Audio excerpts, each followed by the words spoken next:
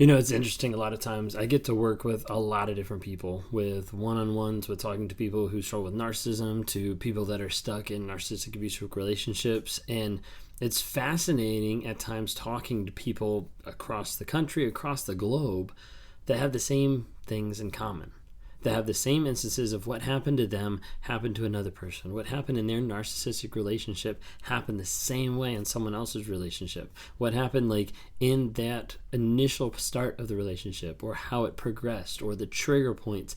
It's amazing how you talk to different people and you start to realize like, whoa, a lot of this narcissistic tendencies are the same without narcissists even talking to each other. It's really crazy how it is. One of the things that's kind of stuck out to me some over the past little bit, and like talking with people and seeing it like come up more and more, is I've seen a lot of people when they went on their first date, when they had the first experience with the narcissist, they came back and they said, I didn't like him. Like, she wasn't really the person I was looking for. And it's amazing to see how that initial thought, that initial reaction, that has appeared many times in different conversations one-on-one as we're diving into their past, as we're diving into the things that they've had to deal with or that they've gone through. And they start thinking, they're like, actually, you know what? I didn't like that person. Like, when we first went out to eat, I thought they were rude. I thought they were kind of like a snob. Like, I thought that they were just really full of themselves. And I didn't think anything of it. Like, I didn't think it was going to go anywhere because I didn't like them. But then all of a sudden that person starts texting, starts calling, starts showing up, starts being more and more persistent. And over a period of time, people think like, hey, this must be love. This must be infatuation. This must be what it feels like to have someone that absolutely loves and adores you so much that they want to be with you 24/7, or they want to end up being involved in your life in every single aspect. And they don't start realizing some of the toxic traits and behaviors that get hidden under the surface by a narcissist coming into their lives and making them feel like they're the best person ever. And this is how the narcissist incorporates love bombing, making the person feel with elaborate gifts, with elaborate displays of affection, with over-the-top admiration, a ton of different things that make you feel like you're the best person ever. And then over a period of time, that narcissist starts to take it away, piece by piece. Now, for some people, it was kind of slow. It was kind of a slow transition over a period of time from happy to unhealthy. For others, it was literally just a switch. Literally, it was one day. It was one moment. It was one argument. It was one thing, and all of a sudden, they were completely different. Now, there could have been a traumatic event, or it could have not. It's amazing to see a lot of the events are very similar to people in relationships here, to people in relationships across the world. One of those events is marriage. A lot of times you'll have a narcissist in that relationship that is love bombing, that is future faking, that is saying all these things about what they want to do, and is really manipulative in the relationship. And then all of a sudden, the knot gets tied, the marriage vows get said, and they sign it off in front of a judge, and they're married, and it's like, it switches just like that. And some people are like, why? Like, how could it? A lot of times there's a mentality of a conquest, of trying to climb, trying to reach the goal. And the goal could be locking that person in for life. The goal could be being that person's sole influence. And ultimately, when a narcissist gets to the place where they get to marriage and they say, I've arrived, I have checked that box, I look like a normal human being because I am married. And then they start seeing like, whoa, this isn't what it's cracked up to be, because of the sheer fact that it's not all about me. Like, wait a second, you mean marriage takes two people? They both have to work at it? Whoa, that's not what I'm interested in. And as a result, you see narcissists that they get to marriage, they get to the altar, they get to the church, to the courtroom, they get to the place where they say, I do, and then the next day it's like night and day difference. You might wonder why I know this. One, I know this because I've been talking to a bunch of different people. I do one-on-ones. I meet with people each and every day to try to help them through healing, help them through trauma, help them not to become the mean person that the narcissist is, but to be able to change and grow, to work to better themselves as they're getting out of that abusive relationship. So I see it a lot.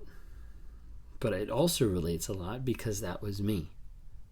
Because in my relationship, as I continued to progress in the relationship, as I felt like there was push and pull, it might have been my wife was hard to get at times, wanted to lock her in, wanted to get to the place where I was like, no, like I'm the only one for you. I can help you. I can save you. That whole like savior complex. And then finally got to the place where I said I do. Completely changed. And there'd be times even in my mind I'd be like, I don't even know why it changed. I don't even know how it changed. I couldn't even put like a finger on it. I just knew like, wow, like you're inconveniencing me. Like this isn't about me anymore. Like what the hell happened? And as a result, anger, rage, triggers out the window every single day. Oftentimes it'll be other aspects of a relationship. So it could be marriage. It could be the spouse getting pregnant. It could be the actual having of a baby.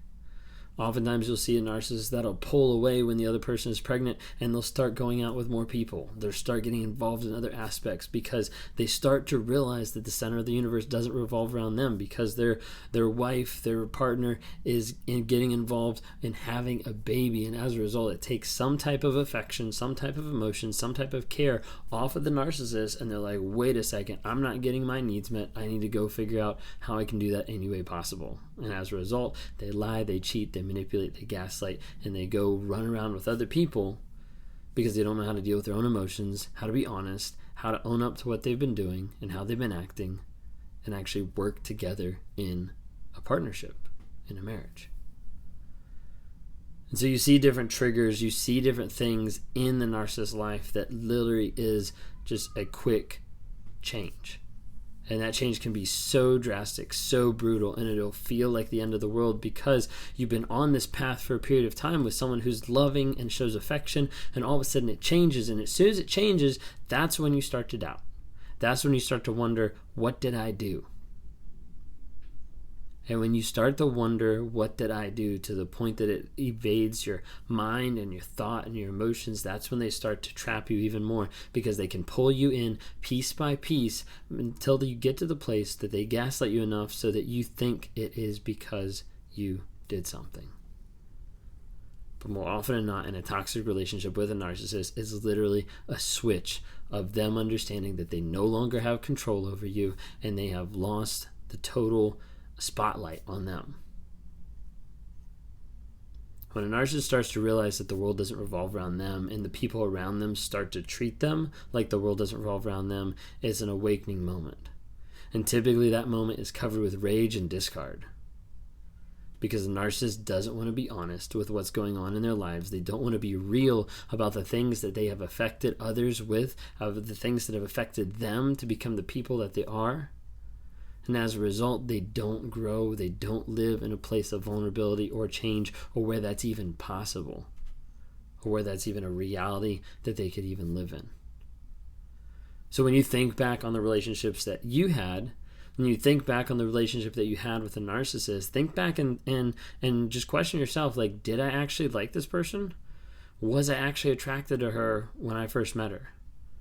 What was some of the triggers? What were some of the changes that happened that just switched it? And understand, when that switch happens, it's almost 99% of the time has nothing to do with you. It just has to do with them, their sense of self, their validation that makes them pull away, makes them attack even more aggressively because they're not getting what they think they deserve. If you've been with a narcissist and you've left, or if you're still in a narcissistic relationship and you're getting abused, please seek guidance to get out and to find safety. Because you can't have safety if you're continuing to be abused by another person. Reach out to people, talk to a therapist, work through whatever's going on in your life so you can find healing, growth, and change to become the person that you need to be, the person that you want to be, and the person that you possibly were before you even met the narcissist. I'd love to talk to you one-on-one. I have a website, rawmotivations.com. I talk to people on there every single day that is struggling with abuse, that are struggling with dealing with and getting through their emotions and the facts of what the narcissist did to their lives.